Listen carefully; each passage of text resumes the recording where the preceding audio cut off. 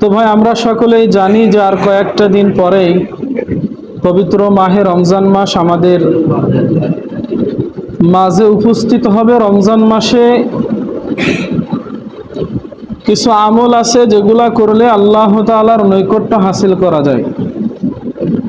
আর এই রমজান মাসটা আল্লাহ তাআলার কাছে অনেক বড় একটা মাস, আমাদের জন্য বড় একটা সুযোগ।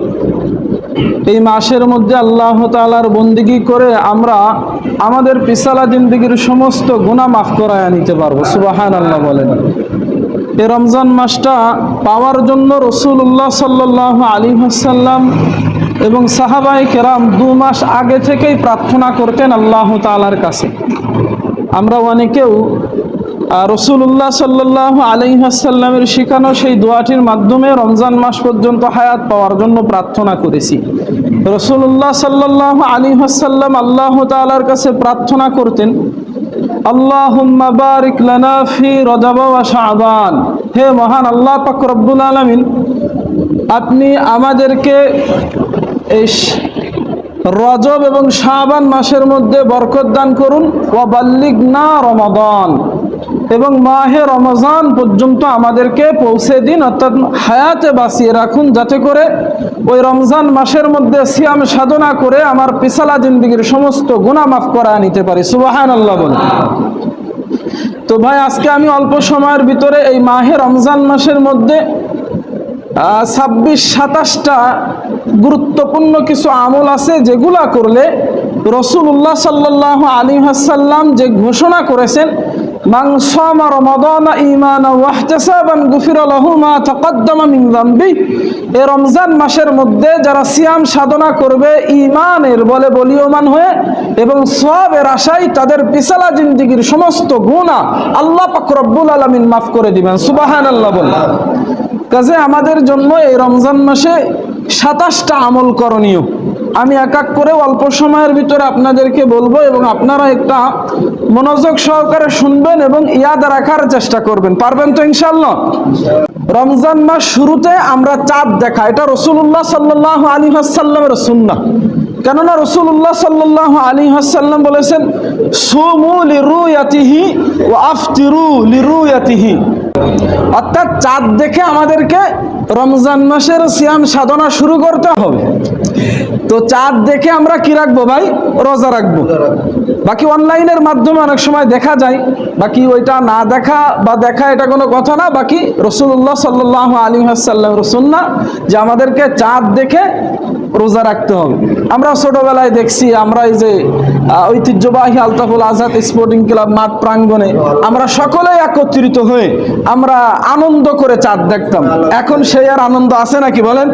আস্তে আস্তে রাসূলের এই সুন্নাহ আমাদের ভিতর থেকে বাহির হয়ে যাইতেছে। কিন্তু আসলেই প্রকৃতপক্ষে এই রমজান মাস একটা পবিত্র মাস। এই রমজান এর চাঁদ দেখে আমাদেরকে রোজা রাখতে হবে। ইনশাআল্লাহ দেখবো তো? এটা বহুত বড় একটা সুন্নাহ। এটা আবার রমজান মাসের চাঁদ অনুসন্ধান করা ফরজে কেফায়া। আমাদের এলাকার ভিতর থেকে যদি কেউ নাই দেখে, তো সকলেই ফরজে কেফায়া তরকের গুনাহ হবে।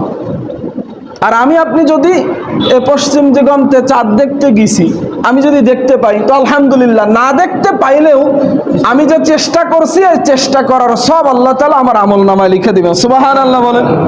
আর আমরা যারা ভাগ্যবান, আমরা যখন এই চাঁদটা দেখতে পাবো, তখন রাসূলুল্লাহ সাল্লাল্লাহু আলাইহি ওয়াসাল্লাম আমাদেরকে শিক্ষা দিয়েছেন, যখন তোমরা পশ্চিম দিগন্তে মাসের শুরুর নতুন চাঁদ দেখতে পাইবে, তখন তোমরা ওই চাঁদ দেখা অবস্থায় বা দেখে একটি দোয়া পড়বে। দোয়াটি হাদিসে এভাবে বর্ণিত হয়েছে, আল্লাহুম্মা আহিল্লাহু আলাইনা বিল ইমনি ওয়াল ঈমান ওয়াস সালামাতি ওয়াল ইসলামি রব্বি ওয়া রব্বুকাল্লাহ। চাঁদ দেখে এই দোয়াটা পড়তে হবে, আল্লাহুম্মা আহিল্লাহু আলাইনা বিল ইমনি ওয়াল ঈমান ওয়াল ইসলামি ওয়াস সালামাতি ওয়াল ইসলামি রব্বি ওয়া রব্বুকাল্লাহ। এই দোয়াটা আমরা জানা জারি, এটা পড়বো ইনশাআল্লাহ। এই দোয়াটার বাংলা অর্থ এমন যে, হে আল্লাহ, এই চাঁদটিকে, এই রমজান মাসের চাঁদটিকে আমাদের জন্য একটা বরকতময়, আমাদের জন্য নিরাপদ, আমাদের জন্য একটা শান্তি বর্ষণের একটা চাঁদ, একটা মাস হিসাবে আপনি কবুল করে নিন। আর ওই চাঁদকে লক্ষ্য করে আমরা বলবো, হে চাঁদ, রব্বি ও রব্বুকাল্লাহ। চাঁদেরও রব যিনি, আমাদের রবও তিনি। অর্থাৎ চাঁদকেও আল্লাহ তাআলা সৃষ্টি করেছেন, গোটা পৃথিবীর সমস্ত মানব জাতিকে সৃষ্টি করেছেন তিনি কে? আল্লাহ। তো সর্বপ্রথম রমজান মাসে এই চাঁদ দেখার আমলটা আমাদেরকে করতে হবে। আর রমজান মাসের মধ্যে দ্বিতীয় নাম্বার যে আমল, সবথেকে বড় আমল, সেটা হলো সিয়াম সাধনা করা। চাঁদ দেখার পরে আমরা রাত্রে তারাবি পড়ব, তারাবির আলোচনা পরে করব, তবে সিয়াম সাধনা করা, রোজা রাখতে হবে। রোজা কতদিন? আল্লাহ তাআলা বলেছেন, ইয়া আইয়ুহাল্লাযীনা আমানু কুতিবা আলাইকুমুস সিয়াম, যে হে ঈমানদারেরা, তোমাদের উপরে রমজান মাসের সিয়াম সাধনাকে আমি আল্লাহ ফরজ করে দিয়েছি, কামা কুতিবা আলাল্লাযীনা মিন ক্বাবলিকুম, যেভাবে ফরজ করেছিলাম তোমাদের পূর্ববর্তী নবীর উম্মতদের উপরে। তো এখান থেকে শিক্ষা যে আমাদের উপরে যেমন রমজান মাসের সিয়াম সাধনা ফরজ, আমাদের পূর্বে যে নবীগণ ছিলেন, নবীগণের উম্মতগণ ছিলেন, তাদের উপরেও এই রমজান মাসের সিয়াম সাধনা ফরজ আল্লাহ তাআলা করেছিলেন। বাকি কেন ফরজ করলেন? আল্লাহ তাআলা বলেছেন, লাআল্লাকুম তাত্তাকুন, যাতে করে তোমরা গুনাহ থেকে বাঁচতে পারো, যাতে করে তোমরা পরহেজগার হতে পারো। তো সিয়াম, কুতিবা আলাইকুমুস সিয়াম, সিয়াম মানে বিরত থাকা, বিরত থাকা। দেখেন, আমাদের যখন আমরা সিয়ামের রোজার নিয়ত করি, আমাদের বাড়িতে হালাল খানা অবশিষ্ট থাকে, আমাদের পেটে ক্ষুধাও থাকে, পিপাসা লাগে, তবু আমরা খানা পিনা থেকে আমরা বিরত থাকি। আমরা যারা বিবাহিত আছি, আমাদের বাড়িতে হালাল স্ত্রী রয়েছে, তবুও স্ত্রীর সঙ্গে মিলামেশা করা এটা হালাল, তবুও রোজা রাখা অবস্থায় আল্লাহ তাআলার ভয়ে আমরা স্ত্রীর সঙ্গে মিলামেশা থেকে বিরত থাকি। আমাদের পিপাসা লাগা সত্ত্বেও পান করা থেকে বিরত থাকি। আমাদের ক্ষুধা লাগা সত্ত্বেও হালাল খাবার বাড়িতে থাকা অবস্থায় একমাত্র কার ভয়ে আমরা বিরত থাকি বলেন? তো এখান থেকে শিক্ষাটা কি? লাআল্লাকুম তাত্তাকুন। ও বান্দা, হালাল বিবি তোমার কাছে অবশ্যই বাকি রয়েছে, হালাল খানা তোমার বাড়িতেই রয়েছে, হালাল খানা হালাল বিবি থাকা অবস্থায় যেহেতু তোমরা একমাত্র আমি আল্লাহর ভয়ে তোমরা বিরত থাকতেছো, কাজেই তোমরা হালাল জিনিস আল্লাহর ভয়ে তোমরা বয়কট করতেছো রমজান মাসের কারণে। তো তোমাদের জন্য এই রমজান মাস আসছে এই শিক্ষাটা দেওয়ার জন্য, এই শিক্ষাটা দেওয়ার জন্য, যেমন রমজান মাস পাওয়ার পরে হালাল জিনিস থেকে বেঁচে থাকতে তুমি পারো, অবশ্যই রমজান মাসে এবং রমজানের বাহিরেও তুমি হারাম জিনিস থেকে বেঁচে থাকতে পারবে। ঠিক কি ঠিক না ভাই? তো দেখেন, আমরা হালাল জিনিস থেকে বাঁচতে পারতেছি, রমজান আমাদেরকে এই শিক্ষাটা দিচ্ছে। তো কাজে রমজানের বাহিরে এবং রমজানের মধ্যে যে অবৈধ জিনিসগুলো আছে, হারাম জিনিসগুলো আছে, তা থেকে বেঁচে থাকার এই শিক্ষাটা আল্লাহ তাআলা আমাদেরকে দেবার জন্য এই রমজান মাসটা আমাদেরকে দিছে। তো আমাদের দ্বিতীয় নাম্বার আমল যে রমজান মাসের সিয়াম সাধনা আমাদেরকে করতে হবে, গুনাহ থেকে বেঁচে থাকতে হবে। আর তৃতীয় নাম্বার যে আমলটা, সেটা হলো রমজান মাসে রাতের বেলায় তারাবির নামাজ পড়তে হবে। রমজান মাসের দিনে রোজা আর রাত্রে তারাবি। এক হাদিসে রাসূলুল্লাহ সাল্লাল্লাহু আলাইহি ওয়াসাল্লাম বলেছেন, ও আমার উম্মতেরা, তোমাদের উপর আল্লাহ তাআলা দিনের বেলায় রোজাকে ফরজ করে দিয়েছেন এবং রাতের বেলায় আমি রাসূল তোমাদের উপরে রমজান মাসের মধ্যে রাত্রের তারাবির নামাজ আদায় করা আমি তোমাদের উপরে সুন্নত করে দিলাম। সুবহানাল্লাহ বলেন। এখন প্রশ্ন, যে রমজান মাসের যদি আমরা দিনের বেলায় রোজা রাখি, রাসূল বলেছেন যে আল্লাহ তাআলা তার পিছলা জিন্দেগীর সমস্ত গুনাহ মাফ করে দিবেন। রাসূলও বলেছেন যে যারা তারাবির নামাজ পড়বে, রাসূল বলেন, মান কামা রমাদানা ঈমানা ওয়া ইহতিসাবান গুফিরা লাহু মা তাকাদ্দামা মিন যামবি। একই বাণী রাসূল উল্লেখ করেছেন, দিনের বেলায় রোজা রাখবা, রাতে তারাবির নামাজ পড়বা। শুনে রাখো, দিনের বেলায় রোজা রেখেছো, রাতে বা জামাত তারাবির নামাজ আদায় করেছো, এই সিয়াম সাধনার বিনিময়ে আল্লাহ তাআলা তোমার পিছলা জিন্দেগীর সমস্ত গুনাহ মাফ করে দিবেন। সুবহানাল্লাহ বলেন। এজন্য ভাই, আমি আপনি যদি এই রমজান মাস পাওয়ার পরে পিছলা জিন্দেগীর সমস্ত গুনাহ মাফ করাইতে চাই, তো আমার আপনার ঈমানি দায়িত্ব, নৈতিক দায়িত্ব, দিনে সিয়াম সাধনা করতে হবে এবং রাতে তারাবি পড়তে হবে। পারবো তো ইনশাআল্লাহ? আমাদের ভিতরে অনেকে আছে রোজা রাখে কিন্তু তারাবিতে আসে না। আছে না নাই ভাই? আছে। কিন্তু এমনটা করবেন না, দিনের বেলায় রোজা রাখবেন এবং রাতে তারাবি পড়বেন। পড়বেন তো ইনশাআল্লাহ? এবং তারাবি 20 রাকাত। তারাবি কত রাকাত ভাই? আল্লাহ আমাদের তৌফিক দান করুন। 4 নম্বর আমল হলো যে সাহারি খাওয়া, শেষ রাত্রে সাহারি খাওয়া। আমরা অনেকে বলে থাকি, একটা নতুন একটা তথ্য নেন, আমরা বলি সেহরি, সেহরি বলি না, এটা আমাদের ভুল হয়ে যায়। সেহরুন মানে জাদু, জাদুবিদ্যা, সেহের। আর সাহারি মানে শেষ রাত্রে খানা খাওয়া। তো আমরা অনেকেই না জানার কারণে আমরা সেহরি খাওয়া বলি, কিন্তু আজ থেকে আমরা এই ভুলটা শুধরে নেব, আমরা বলবো সাহারি। কি বলবো ভাই? সাহারি। এটাই সহি, কোরআন হাদিসে এটাই আসছে, সাহারি। কেমন? তো রাসূলুল্লাহ সাল্লাল্লাহু আলাইহি ওয়াসাল্লাম বলছেন যে তাসাহহারু, যে তোমরা শেষ রাতে জাগ্রত হয়ে তোমরা সাহারি খাও। কি খাও ভাই? ফাইন্না ফিস সুহুরি বারাকা, কেননা শেষ রাতের খানার ভিতরে আল্লাহ তাআলা আসমানের উপর থেকে বারাকা দান করেন। সুবহানাল্লাহ। তো এই সাহারির মধ্যে আমরা অনেকেই দেখা যাচ্ছে অনেক সাহারি করব। তো কি দিয়ে সাহারি করব? আমার বাড়িতে যে খানা আছে আমি সেটাই হালাল বস্তু দিয়ে, হালাল খাবার দিয়ে, হালাল পানীয় জিনিস দিয়ে আমি সাহারি করব। তবে একটা কথা শুনে নেন, আমরা সকলেই জানি যে ইফতারি করবার সময় তমর খেজুর দ্বারা ইফতারি করা সুন্নাত। ঠিক কি ঠিক না? তবে রাসূলুল্লাহ সাল্লাল্লাহু আলাইহি ওয়াসাল্লাম একটি হাদিসে বলেছেন যে তোমরা যে রোজাদারদের সাহারি, উত্তম সাহারি কোনটা? যে নি'মা সুহুরুল মুমিনিনা আত-তামর, যে সাহারি যারা করে এই সাহারিকারীদের সর্বোত্তম সাহারি হলো তমর, খেজুর দ্বারা সেহরি করা। সুবহানাল্লাহ বলে। এ দেখছেন, আমারও সেহরি বলা হয়ে গেছে, কারণ আমরাও তো আগে জানতাম, ছোটবেলা থেকেই আমরা শুনে আসছি সেহরি সেহরি, কিন্তু কোরআন হাদিস পড়ে দেখি আসলে সেহরি না, আসলে শব্দটা কি? সাহারি। এই যে অনেক দিন ধরে বলছি, বলার কারণে এই যে ভুলটা চলে আসতেছে, আমাকেও শুধরাইতে হবে, ঠিক না ভাই? সাহারি। তো আমরা সাহারিতে কমপক্ষে একটা যদি আমরা খুরমা খেজুর যেটা বাজারে পাওয়া যায়, একটি হলেও আমরা যদি সাহারিতে এবং ইফতারিতে যদি আমরা খেজুর খাই, তাহলে সাহারিতে রাসূল সাল্লাল্লাহু আলাইহি ওয়াসাল্লাম যেমন খুরমা খেজুর দিয়ে সাহারি করতেন, এই সবটা আমরা পেয়ে যাবো। পারবো তো ইনশাআল্লাহ? এমনি অন্যান্য খানাও খাইবেন। এবং সাহারি যারা করে, অনেকে দেখা যাচ্ছে অনেক আগে আগে সাহারি করে ফেলে। দেরিতে সাহারি করা এটা আলাদা একটা ইবাদত। রাসূলুল্লাহ সাল্লাল্লাহু আলাইহি ওয়াসাল্লাম বলেছেন যে সাহাবায়ে কেরাম বলেন যে আমরা রাসূলুল্লাহ সাল্লাল্লাহু আলাইহি ওয়াসাল্লামের সঙ্গে সাহারি খাইতাম, সাহারি খেয়ে ফজরের নামাজ পড়তাম, তার ভিতরে সাহারি করা শেষ এবং ফজরের নামাজ ওয়াক্ত আসাটা, আজানের ওয়াক্ত যে আসাটা, এর ভিতরে ব্যবধান থাকতো 50 আয়াত। সাহারি করে 50 আয়াত, কোরআন শরীফের 50টি আয়াত পড়তে যতটুকু সময় লাগে 10-15 মিনিট। তো 10-15 মিনিট পরেই আমরা ফজরের নামাজের আজানের ওয়াক্ত হইতো, আমরা নামাজ পড়তাম রসুলের সঙ্গে। তো অনেকে দেখা যাচ্ছে 12টা, 1টা, 2টার দিকে অনেক আগেই সাহারি করে নাই।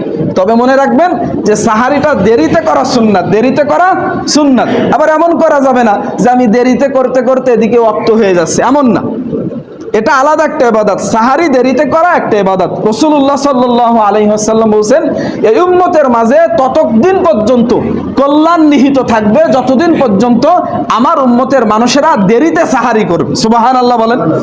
আমরা অতি আগে সাহারি করব না, আবার একেবারে শেষ হয়ে যায় ওয়াক্ত আজান হইতেছে, এমন না, আমরা কিছু সময় হাতে রেখে সাহারি করব। আর যারা সাহারি করে, রাসূলুল্লাহ সাল্লাল্লাহু আলাইহি ওয়াসাল্লাম বলেন ইন্নাল্লাহা ওয়া মালাইকাতাহু ইউসাল্লুনা আলাল মুতাসাহহিরিন, যে যারা শেষ রাতে জাগ্রত হয়ে সাহারি করে তাদের উপর আল্লাহ তাআলা রহমত বর্ষণ করেন এবং সমস্ত মালাইকা, আল্লাহ তাআলা নূরের তৈরি ফেরেশতারা তার জন্য রহমতের, মাগফিরাতের দোয়া করতে থাকেন। সুবহানাল্লাহ বলেন।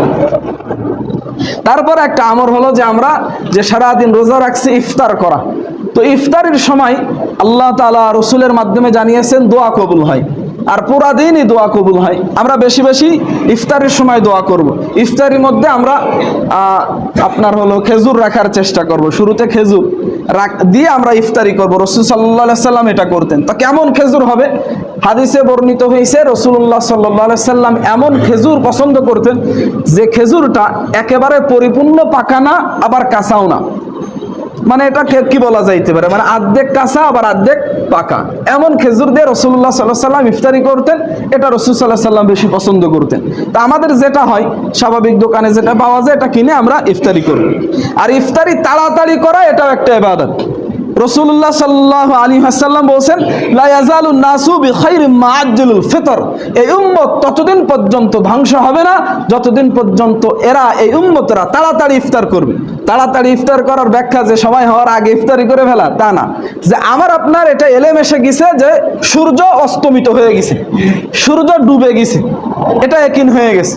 তো ইয়াকিন হওয়ার পরে আর দেরি না করা, অন্য হাদিসে রাসূলুল্লাহ সাল্লাল্লাহু আলাইহি সাল্লাম বলেছেন, লা ইয়াজালুদ্দিন যাহিরান মাআজ্জিলুন নাসুল ইফতা ফিতরা লিআন্নাল ইয়াহুদা ওয়ান নাসারা ইউআখিরুন, যে এই উম্মত ততদিন পর্যন্ত তারা শক্তিশালী থাকবে, তারা সমস্ত দিনের উপরে তারা শক্তিবান থাকবে যতদিন পর্যন্ত তারা রমজান মাসে সিয়াম সাধনা করার পরে ইফতারিটা দ্রুত করবে, অর্থাৎ সময় হয়ে গেলে সঙ্গে সঙ্গে ইফতারি করে নিবে।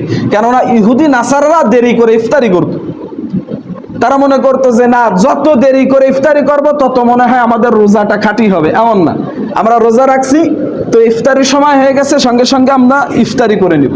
এবং ইফতারির দোয়া পড়া, ইফতারি যখন আমরা করব ইফতারির দোয়া পড়া, তো আমি আজকে সকাল থেকে ফজরের নামাজ পড়ে ধরে আমি এই বিষয়ে গবেষণা করছি। 27টা আমলের কথা আপনাদেরকে শর্ট টাইমের ভিতরে বলবো।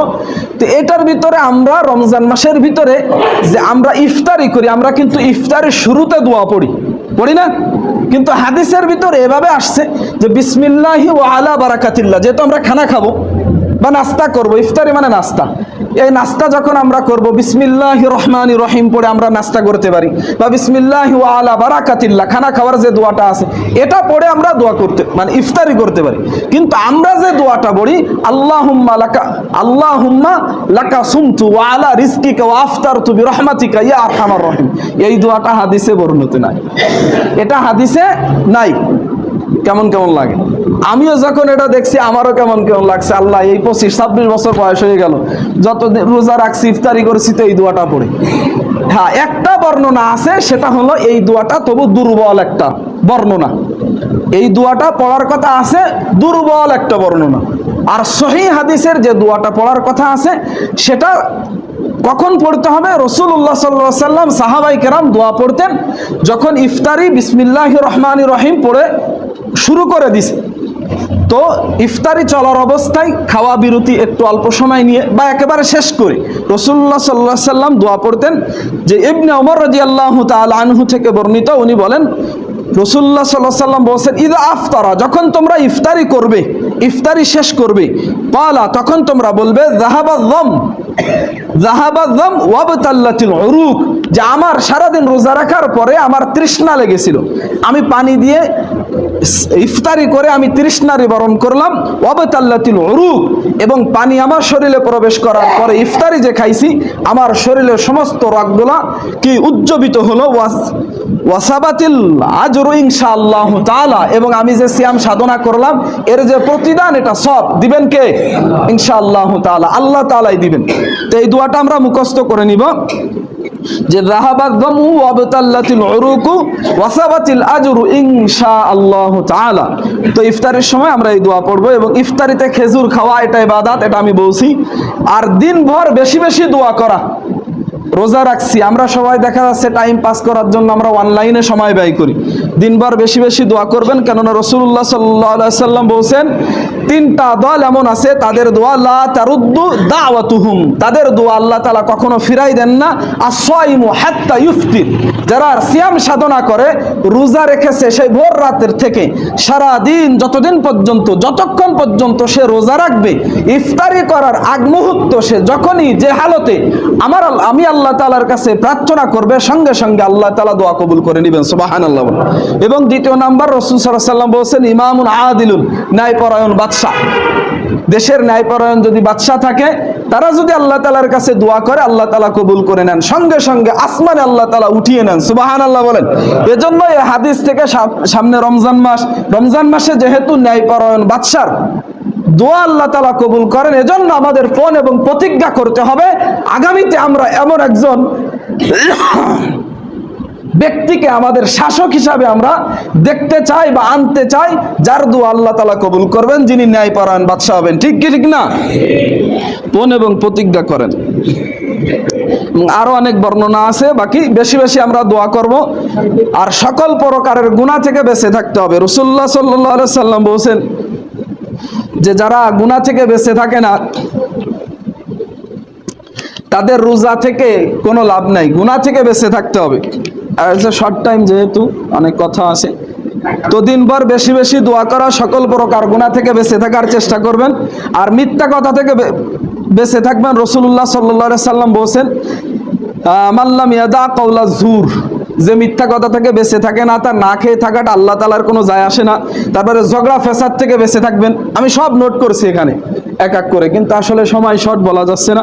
বাকি হেডলাইনগুলো বলে দিই যে ঝগড়া গাড়ি থেকে বেঁচে থাকবেন। রাসূলুল্লাহ সাল্লাল্লাহু আলাইহি ওয়াসাল্লাম বলেছেন, রোজাদারের সঙ্গে যদি কেউ ঝগড়া করতে আসে, কেউ গালি দেয় রোজাদারকে, তখন আপনি বলবেন যে ইন্নী আনা সাইমুন, আমি রোজাদার, আমি তোমার সঙ্গে ঝগড়া করতে পারবো না। পারবো তো ইনশাআল্লাহ? আর সাধারণত যত ভালো কাজ আছে, নামাজ, রোজা, নফল ইবাদত যা আছে সব বেশি বেশি করতে থাকা। এখানে রাসূলুল্লাহ সাল্লাল্লাহু আলাইহি ওয়াসাল্লাম হাদিসে বলছেন যে এগুলা বেশি বেশি করতে থাকা। তারপর ইস্তেগফার বেশি বেশি করা, কেননা এই মাসটা তো আল্লাহ তাআলা মাফির জন্যই বলছেন। ইস্তেগফার বেশি বেশি করা।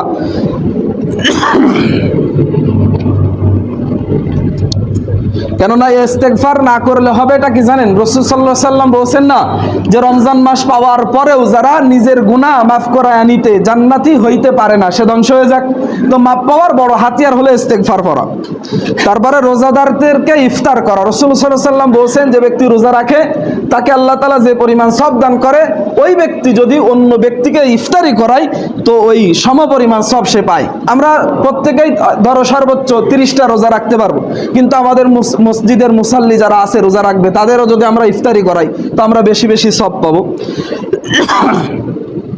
তারপরে বেশি বেশি কোরআন তেলাওয়াত করা। শাহরুর রমাদান আল্লাযী উনজিলা ফীহিল কোরআন, এই রমজান মাসে আল্লাহ তাআলা কোরআন নাজিল করেছেন, তো বেশি বেশি কোরআন তেলাওয়াত করা। আবার আরো একটা আমল আছে কোরআন শোনাশুনি করা। যারা আমরা কোরআন তেলাওয়াত করতে পারি, একে অপরকে শোনানো। রাসূল সাল্লাল্লাহু আলাইহি ওয়াসাল্লাম জিবরাইল ফেরেশতাকে এই রমজান মাসের মধ্যে কোরআনুল কারীমের তেলাওয়াত করে শোনাইতেন। যারা বিবাহিত আছেন, আপনিও কোরআন শরীফ পড়তে পারেন, আপনার স্ত্রীও পারে, তো আপনি আপনার স্ত্রীকে শোনাবেন, স্ত্রী আপনাকে শোনাবে, এটাও একটা ইবাদত রাসূল সাল্লাল্লাহু আলাইহি ওয়াসাল্লাম করতেন। আর বেশি বেশি দান সাদাকা করা। আমরা সকলেই জানি রমজান মাসের ফজিলত দান করা এটা অনেক বেশি বড় সওয়াবের কাজ। আর তারও একটা আমল আছে যে শেষ রাতের যখন আমরা সাহারি করতে উঠবো, তখন আমরা 2-4 রাকাত তাহাজ্জুদ পড়ার চেষ্টা করব। রাসূল সাল্লাল্লাহু আলাইহি ওয়াসাল্লাম বলেছেন যে আল্লাহ তাআলা জান্নাতে এমন একটা ঘর বানাইবেন যে ঘরের বাহির থেকে ভিতরে দেখা যায়, ভিতর থেকে বাহিরে দেখা যায়। তো এটা কাদের জন্য বানাইছেন? রাসূল সাল্লাল্লাহু আলাইহি ওয়াসাল্লাম কয়েকটা আমলের কথা বলছেন, তার ভিতরে একটি আমল আছে যারা শেষ রাতে তাহাজ্জুদ আদায় করে। আর তাহাজ্জুদের কথা আল্লাহ তাআলা কোরআনেও বলছেন, সূরা বনী ইসরাঈলের 79 নাম্বার আয়াতে আল্লাহ তাআলা বলছেন, আর এই রমজান মাসের ভিতরে যদি কার সামর্থ্য থাকে তাহলে উমরা করা। উমরার অনেক ফজিলত আছে। মেসওয়াক, বেশি বেশি মেসওয়াক করা। তারপরে ইতিকাফ করা শেষ দশকের ভিতরে, এটা রমজানের বহুত বড় ইবাদত। রমজান মাসের শেষ দিবসে 10 দিন বেশি বেশি ইবাদত করা। রাসূলুল্লাহ সাল্লাল্লাহু আলাইহি ওয়াসাল্লাম হাদিসের ভিতরে বলেছেন, আয়েশা রাদিয়াল্লাহু তাআলা আনহা, এই শেষ দশকের ভিতর রাসূল সাল্লাল্লাহু আলাইহি ওয়াসাল্লাম যে পরিমাণ বেশি ইবাদত করতেন, ইবাদত করার চেষ্টা করতেন, অন্য কোনো সময় করতেন না। এজন্য আমরা বেশি বেশি ইবাদত করার চেষ্টা করব। লাইলাতুল কদর তালাশ করা, শেষ বেজোড় যে কয়েকটা দিন আছে এর ভিতরে। আর কদরের রাতের দোয়া পড়া, যে দোয়াটা হলো আল্লাহুম্মা ইন্নাকা আফুউন তুহিব্বুল আফওয়া ফাআফু আন্নী। আর 27 নাম্বার আমল হলো সদকায়ে ফিতর দিয়ে ঈদগাহে নামাজ পড়তে যাওয়া। ইনশাআল্লাহ আমরা এই 27টা আমলের কথা মনে রাখবো। ইনশাআল্লাহ আল্লাহ তাআলা আমাদের সকলকেই এই 27টা আমল করার তৌফিক দান করুন। আমিন।